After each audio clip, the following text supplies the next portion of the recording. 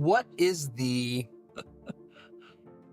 most important basic fact of, financial literacy that people don't know or don't understand at all? Like if there's a top confusion or ignorance, what would that be and help our viewers sort of understand?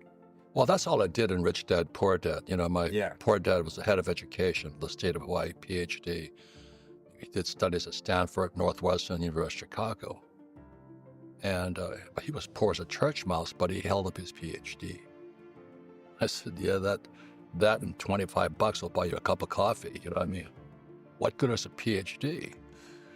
And they get so many people get so attached to a stupid piece of paper. And my rich dad was my best friend's father, never had an education. And he always said, my banker has never asked me for my report card yet. So what does your banker want to see? So these idiot left-wing academic types that go, I went to Stanford.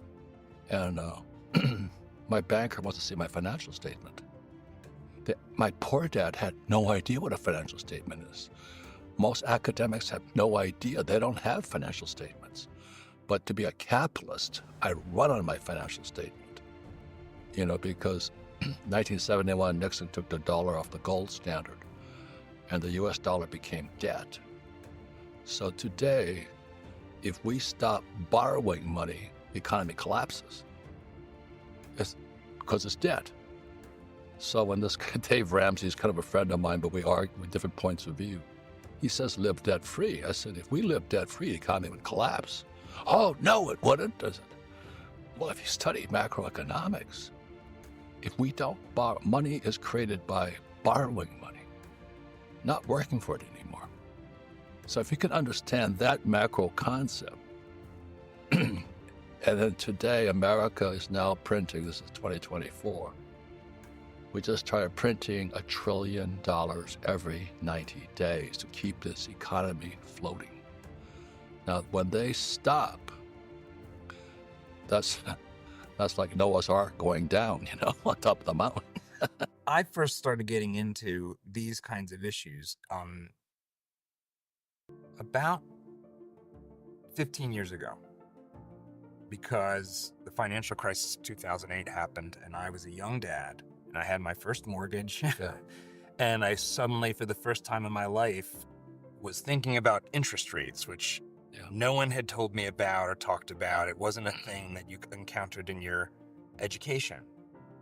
We're now to a place where interest rates have gone up, but in the bigger sweep of recent American history, they're still pretty low. They're lower than my parents had to pay with their first house, which was like interest rates are 20%. How do you think about sort of that landscape, the landscape for interest rates and home ownership? Well, I'm kind of on all coins have three sides, heads, tails, and the edge.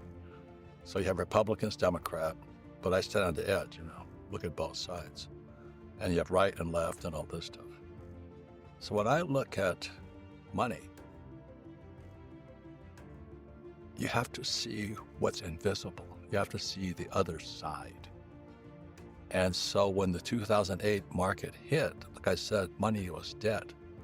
What the banks were doing was they were borrowing money and then packaging debt as an asset so they could borrow more money. They're called derivatives.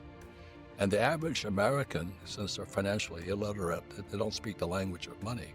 When I speak a derivative, that's like if you get an orange, you cut it, you squeeze it. The orange juice is a derivative of the orange. So what a derivative is in 2008 was a derivative of debt made into bigger debt. So the debt accelerated. So Warren Buffett is called derivatives, weapons of mass financial destruction. So I'm sitting there like this, watching it. 2008 comes, it blew. Oh, thank you, God. Thank you. Because when you see the other side, I made more money in the crash than I did when it was going up. So the average person, because they don't have financial literacy, definition of words, and they're taught to just work for money, they don't see the other side. They cannot see what they cannot see. So when the markets crashed in 2008, I borrowed $300 million. You borrowed $300 million. Now, And I bought the best real estate in the world for pennies on a dollar. That's how you get rich. Not by working hard and putting in a stupid 401k full of stocks, bonds, mutual funds, and ETFs. Those are for the peasants. Jeez. No, you know what I mean? Well, that's what they tell the kids. Go to school, get a job, work hard, and put your money in a 401k or an IRA full of stocks, bonds, mutual funds, ETFs. I don't touch that garbage. It's trash.